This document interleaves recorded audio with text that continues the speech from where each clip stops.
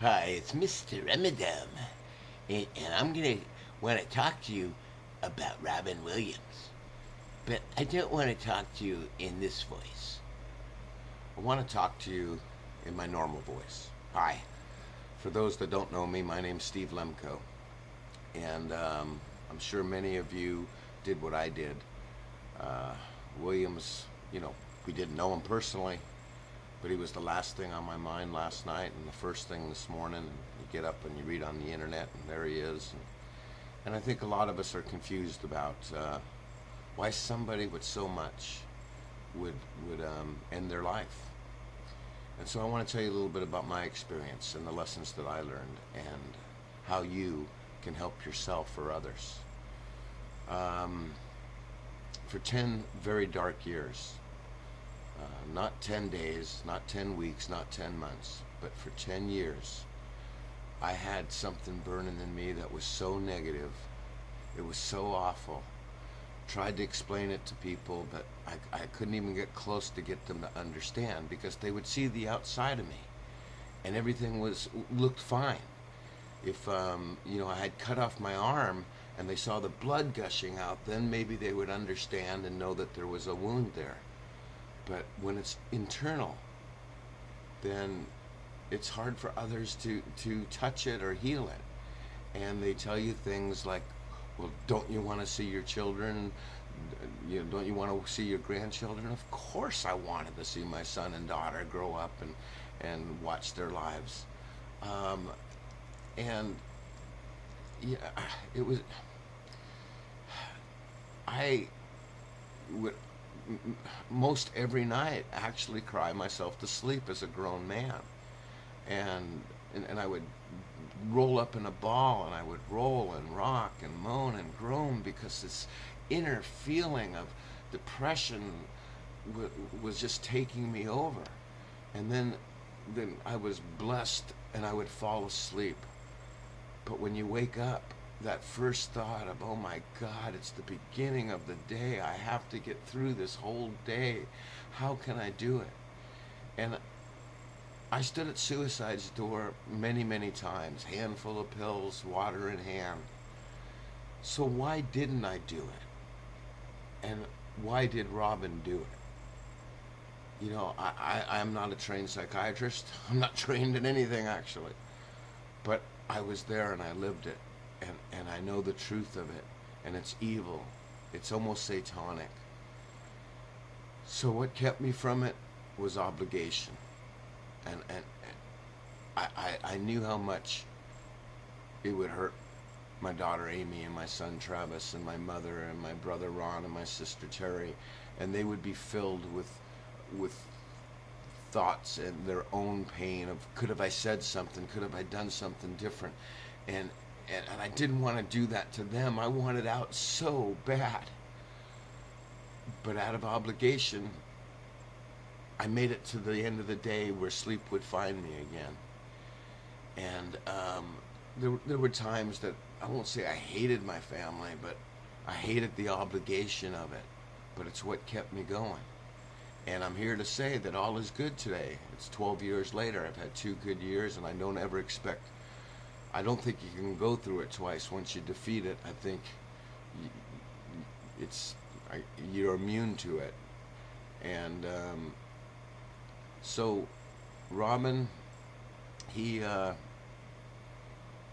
he, and it's understandable, was consumed by his own pain, and as you can tell, as the world can tell, many people are mourning his death, and his life affected us, and so all I can say to you, if you're facing the dragon, that thing that's inside of you that burns you from the inside out, and nobody else can see it so they don't get the pain, but you do.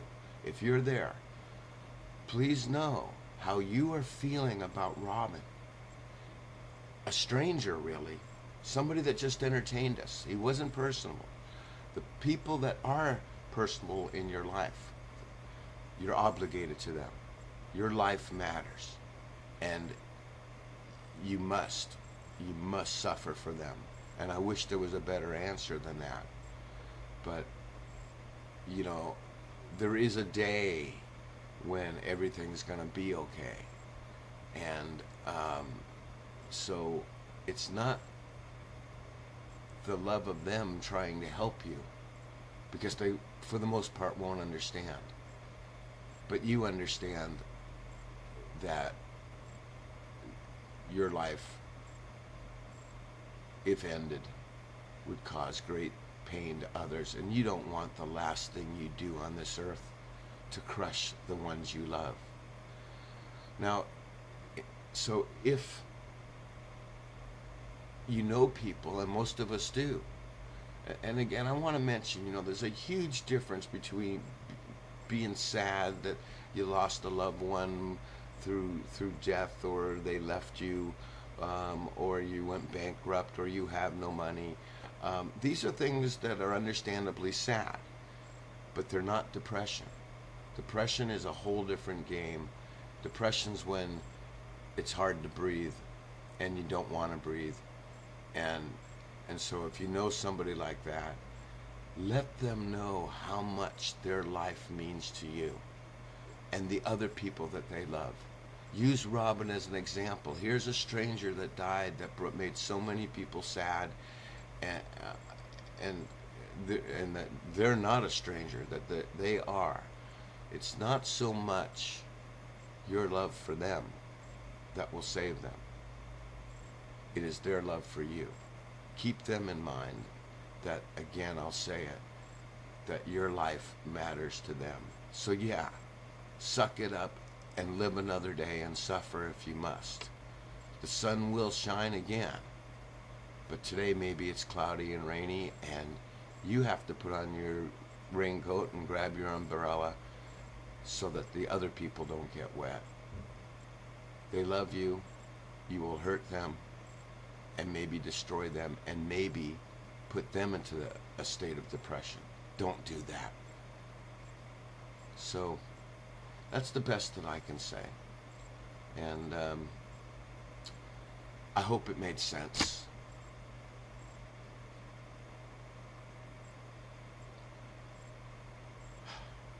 Do want to add one other thing that helped me, because I don't like to push religious thinking on other people. I think that's a very personal matter.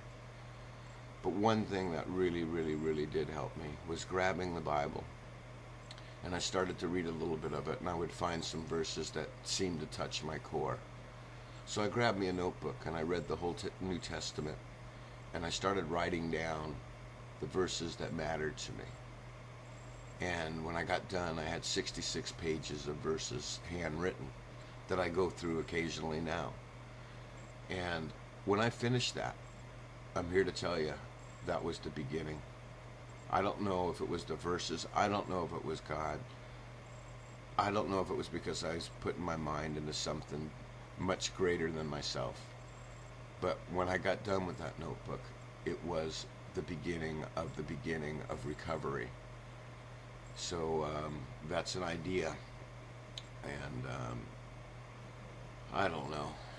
I keep thinking about how much Robin has affected me, and again, I didn't know him, and I never was going to know him, and so it was the obligation, some of the Bible, maybe it was the Bible and some obligation, I don't know, but now that it's the end of the journey and the dragon's fire has been put out and distinguished and extinguished, not distinguished. That was a Mr. Ramadan thing. I'm so glad. And yet,